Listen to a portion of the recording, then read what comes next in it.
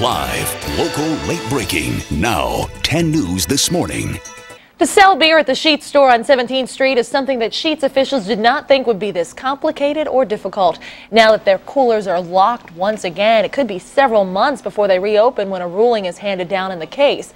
Sheetz president and CEO Stan Sheetz says that this ruling could affect several outlets looking to sell six-packs. It affects several hundred licensees who have the same license that we have here. And we will keep you updated on this ongoing story. Now to the latest on a devastating Center County fire. Right now, authorities are back on the scene trying to figure out what caused the Bellefonte landmark to go up in flames. The fire broke out about 5 o'clock last night at the Victorian Manor. It's a neighborhood bed and breakfast on East Lynn Street in Bellefonte. While no severe injuries were reported, 2 firefighters were taken to the hospital for minor injuries. The state police fire marshal was on the scene last night and will return today to try to determine what triggered the blaze. We'll have more details from the investigation later today here on 10 News. A Claysburg man will spend 3 to 6 more years in state prison on top of his current sentence. Ronald Feathers was sentenced already for robberies committed in Blair and Cambria County. For that, he's serving 6 to 14 years. Jury selection is now underway for a Center County murder trial. Andrew Rogers is accused of killing Penn State student Young Chow Park back in February of 2006. His trial is scheduled to begin next Monday. Rogers maintains that he killed him in self-defense and that there was a third person present during the incident.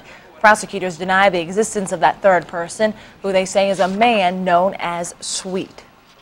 The Blair County Prison has gotten some high marks from the state. Prison personnel were honored today after the prison passed a recent inspection with flying colors. 10 News reporter Kevin Flanagan was on hand when the inspection results were announced. He joins us now live in the newsroom with the latest on this story. Kevin. Good morning, everyone. Welcome back to 10 News This Morning on this Monday. I'm Amy Mearkle. Patrick Shore has the day off. Right now it is 6:30, 39 degrees in Altoona, 48 in Du Bois, and here's a look at some of the stories that we're following for you on this Monday morning, April 2nd, 2007. Charges are being filed today in a robbery, and the cost of an illegal immigration case is being revealed. These stories and much more are all coming up here on 10 News This Morning. But before we get to the news of the day, let's head over to meteorologist Brian Schrader, who has a look at weather first. Good morning, Brian. Good morning, Amy. 3 brothers are being charged for a robbery of a pharmacy. David and Dennis Popish of Beaverdale and Sean Popish of Evansburg were arrested for an armed robbery at Charbonne's Pharmacy on March 31st. All 3 men were arraigned and then taken to the Cambria County Prison in lieu of $50,000 bond. Dennis and Sean Popish also face outstanding warrants. Most of the drugs stolen and the truck used in the crime were found at the home of David and Dennis Popish. Good morning, 5:09. The least you could do if you're going to take a few vacation days to somewhere warm is bring us back warm weather. Instead, we get snow. It was 70 degrees when I landed in Pittsburgh last night. So it was not bad. While new cell phone technology is great, it's not always foolproof. And dispatchers say if you have just a little bit of information, you too can help cut down on those seconds and minutes that are critical in an emergency. Now take a look at this. These are just some. These are the flyers that came out yesterday and the day before to get ready for Black Friday. It's kind of like the game plan for these shopping warriors that are out this morning. And it's been said there's 2 ways to deal with Black Friday. Either brave it or avoid it. Well, these folks are braving it this morning. They're out here, they're enjoying it. First up, 9 miners again trapped underground, the water rising, we are told, in a collapsed coal mine near Somerset in southwestern Pennsylvania. Amy Mearkle of our affiliate WTAJ on the scene last night and again this morning brings us up to date now. Amy? That's right, Bill. Tragedy has once again hit here in Somerset County, Pennsylvania. 9 men are still trapped at this hour in a mine that has flooded. Now, it happened about between 10 and 10:30 last night. They're working in a relatively new mine. These are 18 men, 2 groups of 9, and they actually drilled a hole into an old cave or an old mine that was actually filled with water. And that's when it started to flood the current mine they were working in. It's called the Quecreek mine, located in Lincoln Township, Somerset County.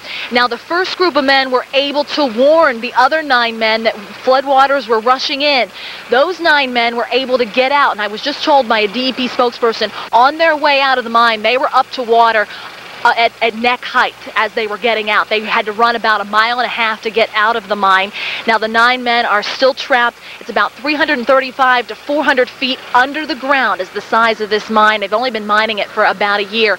Now the DEP spokesperson I just spoke with said it's a glimmer of good news at this point. They're hearing some tapping down in the mine right now. So they're getting in bigger rigs so that they can drill a bigger hole and get down into these men as soon as possible. But that's the first report we've heard of being able to hear anything from the mine itself. And that just came in a few minutes ago, that they actually are hearing some tapping and that they're trying to bring in a bigger rig to get down to these men as soon as possible. But she says it's a race against time because the bigger hole they make, the more water rushes in. And water is still rushing in at this time. And so that is the race against time.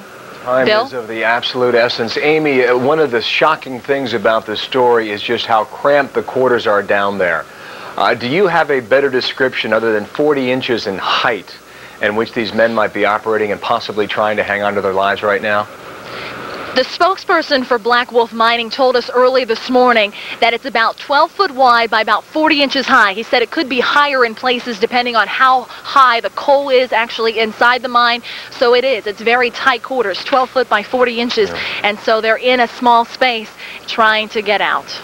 So tight. Amy Mearkle, again, WTAJ, working the story for us in Pennsylvania today. That's right. We're here at Giant Eagle for the 17th annual Grocers Fight Cancer Day. Now, keep in mind when you come into the stores today, it's not going to be your ordinary trip to the grocery store. It's going to be like a big fun-filled party. Here in Altoona, when you first walk in, there's folks and volunteers from the American Cancer Society selling raffles to different prizes that are given away. But don't worry, even if you don't buy a raffle ticket, all of the goodies on your grocery list will help give money back to the American Cancer Society. Today's training session wasn't just hands-on and learning about equipment. It was also full-body contact, learning how to operate with 75 pounds of extra gear while going into a burning building. Would you allow a complete stranger to come into your home and then spend a few hours unsupervised with children? Sounds like a ridiculous question, doesn't it? But in reality, it's happening in thousands of homes every day.